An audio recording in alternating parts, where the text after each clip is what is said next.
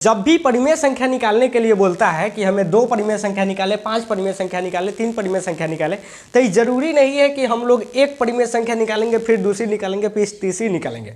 आप यहाँ पे कोई भी संख्या ले सकते हैं। जैसे कि मान लेते हैं पहले का हम तीसरी परिमेय संख्या ही निकाल दिए, फिर दूसरा में जब हम दूसरा निकालेंगे दूसरी परिमेय संख्या निकालने में, तो वहाँ पे हम 5वीं परिमेय संख्या निकाल सकते हैं। जब हम तीसरी परिमेय संख्या ज्ञात करने का प्रयोग करेंगे तो यहाँ पे हम 8वीं परिमेय संख्या का मान रखकर निकाल सकते हैं। समझ में आपको आ रहा है? जैसे कि 3 परिमेय संख्या निकालने के लिए बोल रहा है, तो कोई भी संख्या लेकर और हम लोग 3 को परिमेय संख्या ज्ञात कर सकते हैं। तो आंसर अलग अलग है, ध्यान रखिए। बुक में भी अलग अलग क्वेश्चन का आंसर दिया जा सकता है। तो ये आपको उम्मीद है कि समझ में आ गया होगा। अब हम लोग एक क्वेश्चन और बचा हुआ है 1.a में 8 नंबर, तो चलते हैं उसके तरफ।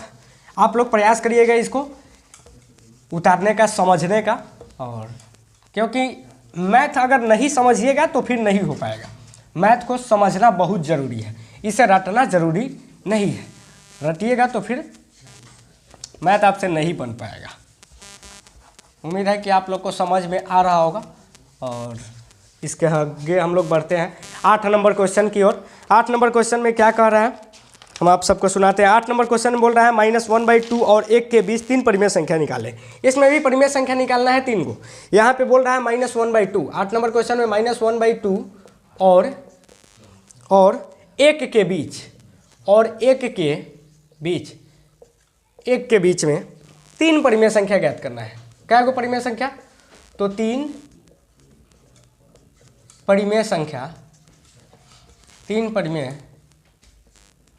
संख्याएं निकाले। 3 परिमेय संख्याएं निकाले। चलिए, इस क्वेश्चन में 3 को परिमेय संख्या निकालना है। फॉर्मूला हम लोग का वही लगेगा। सबसे पहले इसमें a का मान निकालिए, -1/2 हो जाएगा, कॉमा b का मान निकालिए, कॉमा छोटा सा दीजिए, कॉमा b का मान निकालिए, 1 हो जाएगा। ठीक है, फॉर्मूला हम लोग का क्या है? तो पहले हम लोग लिखेंगे एक परिमेय संख्या। अब एक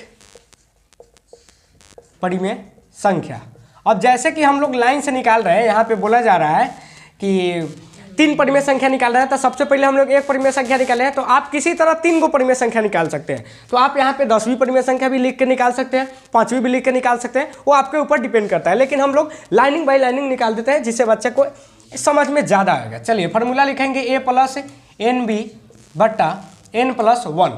यहाँ पे a का मान क्या है? तो -1/2, और उसके बाद में प्लस n का मान क्या रखेंगे हम लोग? 1 रखेंगे, गुना, और b का मान क्या हो जाएगा? 1 हो जाएगा। बट्टा में देंगे तो 1 + 1 हो जाएगा। अब यहाँ पे बराबर, यहाँ से सॉल्व करेंगे तो हो जाएगा -1/2, और गुना जब करिएगा तो क्या हो जाएगा? +1 हो जाएगा।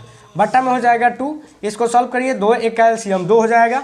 2 से करिएगा -1, इसका हो जाएगा 2, बट्टा में हो जाएगा 2। यहाँ पे हो जाएगा 2 में से जब 1 गया तो 1/2 हो जाएगा। बराबर करिएगा तो 1/4 आ जाएगा। इसका आंसर क्या हो जाएगा? 4 आ जाएगा, क्योंकि इसमें जाकर क्या हो जाएगा? गुना हो जाएगा। तो एक परिमेय संख्या जब हम ज्ञात किए हैं तो 1/4 है। अब हम निकालेंगे दूसरी परिमेय संख्या। यहाँ पे लिखेंगे दूसरी परिमेय संख्या। क्या लिखेंगे? तो हम लोग लिखेंगे दूसरी परिमेय संख्या।